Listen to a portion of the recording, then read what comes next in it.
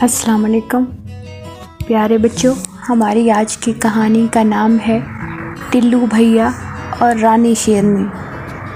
टिल्लू बंदर एक दरख्त से दूसरे दरख्त पर तेजी से छलांग लगाते हुए अचानक उसकी नज़र घड़े की तरफ गई तो वहाँ एक शेरनी फंसी हुई थी। टिल्लू ने डरते हुए कहा, ये क्या रानी शेरनी, मैं तुम्हें बाहर निकालने का इंतजाम करता हूँ।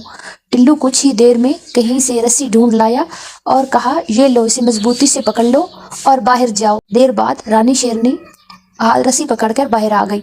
जैसे ही शेरनी बाहर आई, टिल्लू बंदर डर के मारे दरख्त पे चढ़ गया, कहीं शेरनी उसे ही ना खा जाए। रानी शेरनी ने कहा, अरे भैया, तुम मुझसे क्यों डर रहे हो? तुमने तो जान बचाई है मेरी। मैं तुम्हारा ये एहसान कभी नहीं भूलूंगी। आज से हम दोस्त हैं। तुम्हें जब भी मेरी मदद की जरूरत पड़े मैं तुम्हारी मदद करूंगी। टिल्लू ने कहा, अच्छा। कई दिनों बाद ऐसे ही गुजर गए।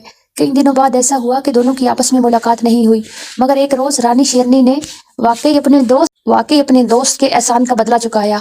हुआ यूं कि उस जंगल में एक चीता भी रहता था जो छुप छुप कर जानवरों का शिकार करता था। एक बार शिकार तलाश करते हुए वो इस दरख्त पे चढ़ गया जिस पर टिल्लू भैया का बड़ा सा घर भी था। इस वक्त टिल्लू अपने घर की टहनी पर लेटा अखबार पढ़ रहा था। उसकी अम्मी किचन में फ्रूट चाट बना रही थी। चीते ने उन्हें देखकर होंठों पर जबान फेरते हुए कहा, वाह दगड़ू चीते, आज तो पार्टी होगी पार्टी। दगड़ू आहिस्ता आहिस्ता आगे बढ़ा, एकदम से टिल्लू पर हमला करके उसे अपने पंजों में दबोच लिया। दगड़ू चीते ने गुस्से से कहा, अब कौन बचाएगा तुझे मुझसे, बंदर की औलाद, बिन मानस, बचाओ बचाओ, अरे कोई तो इस जालिम चीते डगरू से मेरी जान बचाओ। टिल्लू चिल्ला चिल्लाकर मदद के लिए पुकारने लगा। अचानक खुद को छुड़ाने की कोशिश में उसकी टांग फिसल गई, वो सीधा नीचे जा गिरा।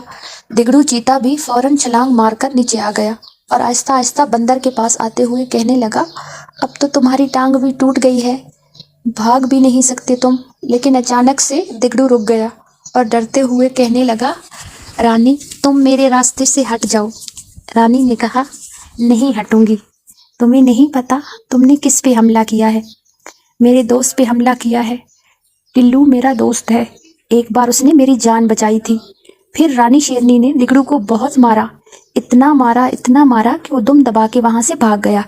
टिल्लू भैया ने रानी शेरनी का शुक्रिया अदा किया। रानी ने टिल्लू से कहा, अरे नहीं टिल्लू भैया, ये तो मेरा फर्ज था। प्यारे बच्चों, इस कहानी से हमें ये सबक मिला कि अपने दोस्तों को मुश्किल के वक्त में अकेला नहीं छोड़ना चाहिए, उनकी मदद करनी चाहिए, चाहे जितनी ही बड़ी मुश्किल क्यों ना हो, हमेशा उनका साथ देना चाहिए।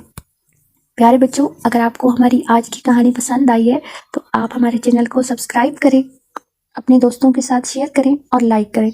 अल्लाह हाफिज़।